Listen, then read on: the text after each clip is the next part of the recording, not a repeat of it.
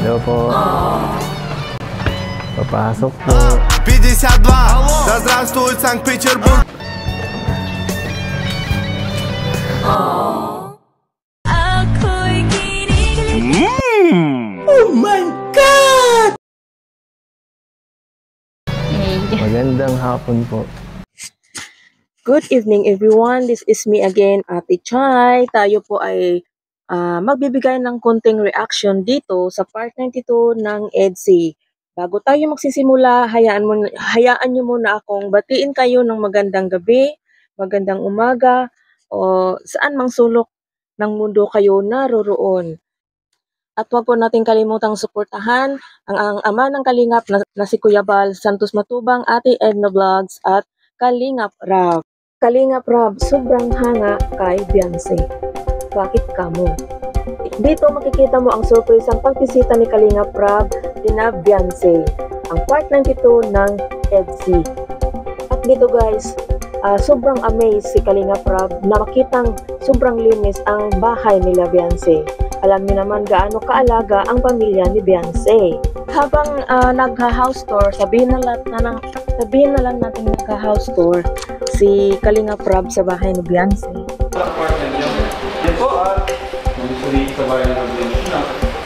Naglinis Beyonce ah. Naglinis. Guys.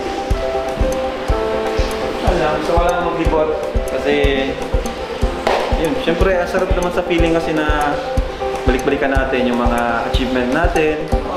Ito, one of our greatest achievement ng Team Kalingap, diba?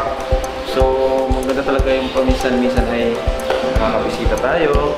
Titignan natin para muli tayong motivate na masabi natin, wow, nagawa pala natin to, ganitong pabahay nagawa natin. Parang ganoon, diba? Kaya, sarap magbisita din sa mga pabahay natin. Lalo yung mga ganito, mga ganda. At inaalagaan pa nila Beyonce. At dito guys, masinsinang kinumusta at kinausap ni Kalingap Rab ang kasalukuyang kalagayan ni Beyonce. Kung okay ba siya o hindi while sila ay nasa Manila. Kinumusta din lalong-lalo na ang kanyang pag-aaral. Dito sinagot ng diretsahan ni Beyonce ang mga katanungan lalo na sa mga bashing na kanyang kinakaharap. Lalong-lalo na ang pagiging close niya sa kanyang mga kaibigan o mga bagong kaibigan. Ha? So, kumusta Beyonce? Pupunta. Ano na po pag-uwi, second sem na po. Congrats! Nalampasan na. And, yun. Siyempre, part naman ng buhay natin na may mga pagsubok, di ba? Ang mahalaga, nagpapatuloy ka mo eh. Kasi kung wala po kayo kuya, siguro hindi po ako nag-aaral, nagtatrabaho po muna. Totoo yun, di ba? Opo, mas sobrang hirap po siguro yung matatrabaho rin. Hindi po kaya nung live lang po, nakaupo lang. Ano lang safe. Ang napakadali, di ba? Ang totoo naman ako kasi na-appreciate mo yung mga ganung bagay na nako-compare mo yung buhay mo before, what if kung di ka na tagpuan ng Kalingap na until now na kaya yun yung kinagustuhan din ng mga viewers yung pagiging humble. Anong sekreto, anong ginagawa mo para malampasan mo yung mga po kuya, sa ngayon po kuya kasi kuya, may nababasa man po kuya, pero pag alam ko man po hindi magpatotoo yung mga sinasabi po nila sa akin sa social media na yung mga comment po nila, hindi ko na lang po pinapansin. Ngayon po, hindi na po ako nagbabasa talaga ng comment. Please guys, iwas-iwasan po natin ang magbitaw ng masasamang pananalita against dito kay Beyonce na hindi na bata siya, na nangangailangan din siya ng instead na i-comfort siya, pero mas marami pa ang nagbabash sa kanya. Ating panoorin guys ang pag-uusap na ito ni Kalingap Rab at ni Beyonce, ang mga sagot niya dito, ang mga kunting niya lang, ang mga sagot niya dito na ikinakasama ng kanyang loob. At dito nakita nating emotional si Beyonce kahit sinabi niyang okay lang siya. Bago tayo magbitaw ng salita, isipin muna natin kung may nasasaktan tayo o wala. So ikaw, wala ka bang problema na gusto mong sabihin sa akin? Or gusto lang kitang kumustahin bilang Kalingap Angel? Ang dami ring mga pinagdadaanan. Naluluwa na tuloy si Beyonce. Wala kasi man. di nga kasi tayo nagkakausap, di ba? Okay lang po. Alam ko, may mga part sa buhay mo na nahihirapan ka, di mo na alam kung saan ka lulugar. Totoo yun, di ba? Di mo alam kung saan ka lulugar, kung sino yung kasama mo, issue. Di ba? Opo, kuya, yun po talaga. Kahit po, kahit nga po mga kaklase ko lang, ini-issue na po na yung, nag-may day po kasi ako dati na, kasama po yung kaklase ko, ini-issue na po agad yung mga fans. Di ba? Yung mga sobrang baga po niya, Yung sobrang fanatic. Opo. Natin na close-minded ba? So, ayan, maging ano lang po tayo, mga kalingap. Boss-bossan po natin yung pagiging ganon. Kasi hindi naman po pwede na palagi lang sila ni Eds ang magkasama. Hindi naman po requirement na palagi silang magkasama. At hindi po porke na di sila magkasama ay may problema na.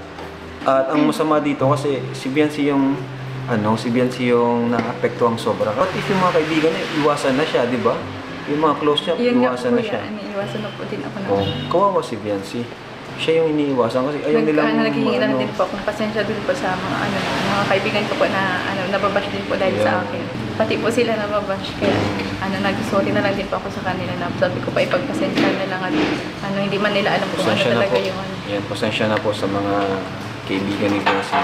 Pasensya na rin kay Biancy kasi ewan ko ba kung bakit kung bakit may mga ganun. Minsan din kasi sa mga video, sa mga nakakalabas na video. Kaya pakiusap ko rin naman sa mga nagba-vlog, wag lang din basta-basta tutok ng camera.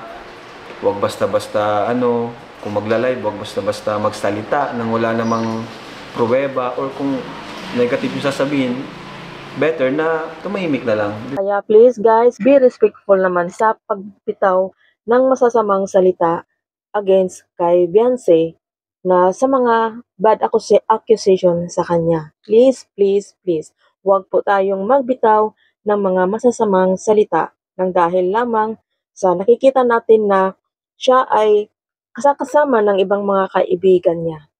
Huwag po tayong masyadong silosa kung sino man ang mga nakakasalamuha at nakakasama ni Biancy. Wika nga ni Kalinga Prab, don't be close-minded. Pinaalalahanan din ni Kalinga Prab dito ang mga nakahawak ng kamera. Yung mga nagbi-video na kunting ingat-ingat lang din. Dahil kunting ingat lang din sa pag-a-upload dahil dito nagmumula ang mga bashing. Na hindi natin alam kung saan nagmumula ang mga bashing. Sa mga BTS ba o sa mga ina-upload ng mga ibang kasamahan ni Kalinga Prab. Lalo na yung mga nagpo-post ng mga pictures na kinukuha lang din ng ibang mga fanatics, mga ibang mga supporters na pinopost nila sa kanilang mga SOCMED at doon ang iba hindi mo naman ito makokontrol. At yung iba may masasabing maganda at yung iba naman ay may masasabing hindi maganda. Kaya mag-ingat-ingat lang din tayo sa mga ating binibitawan o ina-upload o pinopost na mga not only Biancy, para na din ito sa lahat ng mga beneficiary ni Kalinga Prab. So, napanood na natin at napakinggan na natin ang masinsinang usapan ni Kalinga Prab.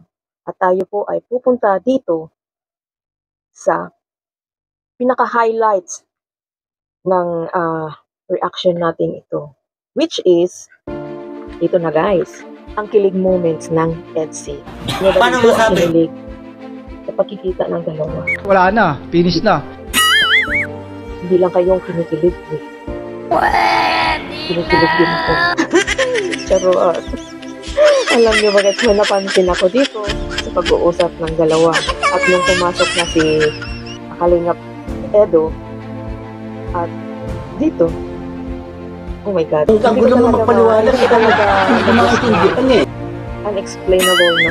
Yung habang pinapanood ko ang video ito, guys, alam niyo ba, hindi ko talaga ma-explain. Natawang-tawa ako, nakinikilig ako. Ay, Diyos ko guys, basta EDSI na talaga. Sorry guys ha. Dito talaga ako sobrang alam niyong kinikilig mo, tapos natin kinikilig ang tiguang, oy ka. Na habang pumapasok na si Kalingap dito, ang facial expression ng mukha ni YC, tingnan nyo, Panoorin ito guys. So ang short clip ginawa ko sa video ito. Panoorin. Hello po.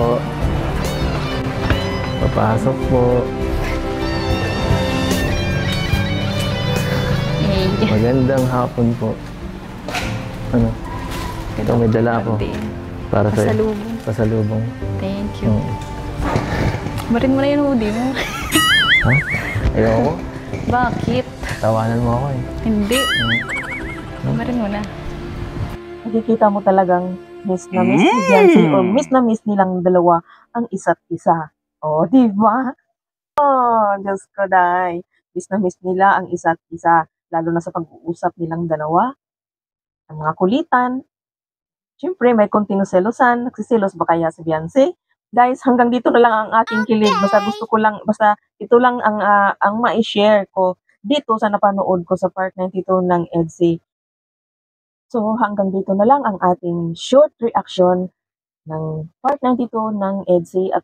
At wag po natin kalimutang suportahan ang ama ng Kalingap, Kuya Bal Santos Matubang, ang ina ng Kalingap, at Ate Edna Vlogs, Kalingap Rab, ang ating puging direktor. At syempre, wag po natin kalimutang suportahan din si Kalingap Edu. Kaya heto guys, hanggang dito na lang. Bye!